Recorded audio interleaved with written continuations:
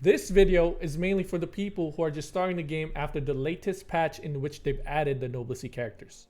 I actually made this account to try the new units, so if you're interested in seeing them in action, please stay and watch. If you're already at the end game and don't need tips, I'd say skip this part of the video. Alright, so basically I will be going over my daily routine in the game. At 12 AM, the game resets and you can do everything again. The quests, the arena, the summon portal, and everything in the world section. Assuming you have unlocked everything in the game, and if you haven't, you need to hurry up and unlock everything, because these things can help you a lot in the long run. The story stages required shouldn't be giving you any problems, and if they are, make sure you are upgrading your units. So first things first, if you have the forge section unlocked, or as soon as you've unlocked this, you should always have the relic forging. I wouldn't bother crafting an artifact since you could get artifacts through advent bosses. You will only be wasting your crafting kits if you do so. Now the reason you want to craft relics is so that you could feed them to the main relics that your main units will be using.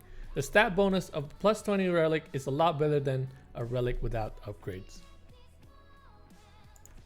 Now that you're about to craft some relics, I would only use the hero shards that I know I don't need.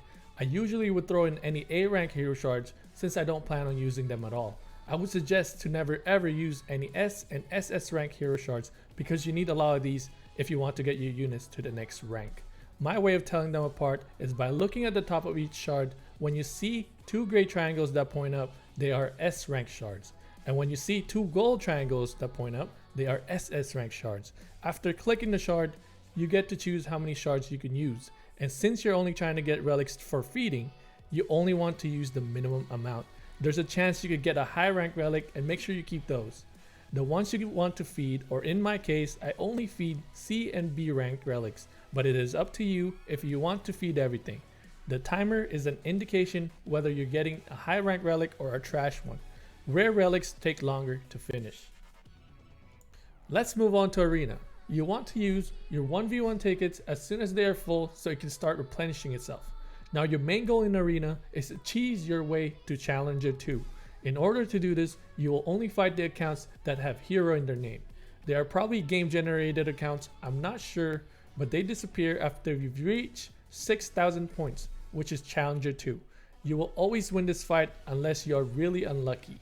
After a certain rank, you will only see one hero count in the list, but don't worry, after your first battle, you get to refresh the list for free. Here is a clip of how to do it.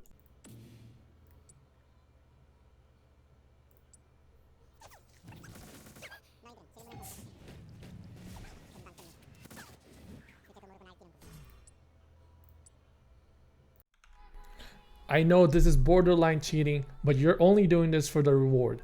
The first tier reward and the weekly reward. If my math is correct, you will get 3,015 gems after reaching Challenger 2 as a one-time reward, plus a weekly reward of 270 gems if you stay in this rank. This is basically free gems that can help you get more units or do whatever you want with it. Team Arena has the same concept, but the tickets do not replenish itself, but you could buy more for 20 gems a pop. Now we're gonna head back to the main screen, then hit the portal button. In here, you have this time cube where they give you 3 free summons every day, but they make you wait an hour in between each summon. However, you could speed it up by using accelerators, but I would suggest saving it until you have used all 3 free summons, because the accelerators let you summon at least 2 more times. So that's basically 5 free summons every day. You get them by doing your dailies, which we will be seeing shortly.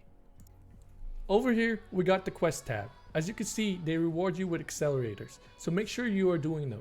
They also make you wait for the reward, but this time it depends on the quest rank. Never use your gems on them, by the way. It's probably the worst place to spend your gems on. Now after that, go to the summon equipment tab. On the top, you get 1 free summon every day as long as you watch the ad. It's like 30 seconds long, but it's worth it since there's a chance you can get an exclusive equipment, and exclusive equipments grant specific heroes another set of unique abilities. I haven't really seen much of them, but I'm sure people have posted them online. After summoning your equipment, you might as well finish watching the rest of the ads you have in your mailbox. It might not seem a lot, but the rewards go a long way. Before I go into the world section, I hope you already have a guild that is active and with guild buffs. The guild buff boosts the golden materials that you could claim for free. If you are planning to play long term, I would think about getting the monthly buff in the store. The monthly buff gives it 30% more per minute. Also, the further you are in the story, the more stuff you get per minute. In my main account, I am getting 1200 gold per minute and 730 mats per minute. This is with the level 5 guild buff and the monthly buff. Plus, I have finished the normal and the hard story modes. It's pretty nice considering you need a lot of these mats to max your units. Moving on to the world section, let's talk about the hero dungeon. If you're not sure what you want to farm yet, I would suggest getting the first rewards for every hero available, since it gives you 15 gems and 5 shards of the unit. But you're mainly there for the gems. We want to get as much gems as we can so we can ball out on summoning more units. Up next, we have Dimension Crack. For this mode, you need to try and get as far as you can. Currently, the max checkpoint is at level 50. This mode helps a lot if you're running out of elemental shards. I did not know this at launch, but once you've entered with the 3 tickets you get daily, you can buy up to 10 more tickets for 370 gems, or buy single tickets which cost 25 gems each. I suggest that you only do this for the shards you need. Also, there will be a 100% bonus reward for a random crack each day. And I'm not actually sure if it's random or if it goes by schedule, but once you see it on top of the one you need, you should definitely ball out for 10 more tickets because it doubles the reward. And keep in mind that it only doubles the shard rewards and not the other material as rewards. Over here in the dimension gap, I haven't really found a challenge in clearing the stages. Even on my main account that is doing the B rank difficulty, it always goes smoothly. So yeah, there's not much in here, but more rewards. And it's really easy, so make sure you're doing them daily. But if you are having a rough time, just update your gear or max your main DPS, ideally the one that attacks all opponents, and I guarantee you that unit will one-shot all the mobs every single round. In the Trial Tower, they've added a new tower for the Noblesse series. The main difference is that in the original tower, you are rewarded with craft kits, the ones you use for forging. In the Noblesse tower, you can only use Noblesse units to enter, and so far, I've only been getting materials and gems as rewards. I know in the original tower, they give you SS relics as rewards. So in conclusion, if you do not have Noblesse units, make sure you're climbing the original tower to get those SS relics.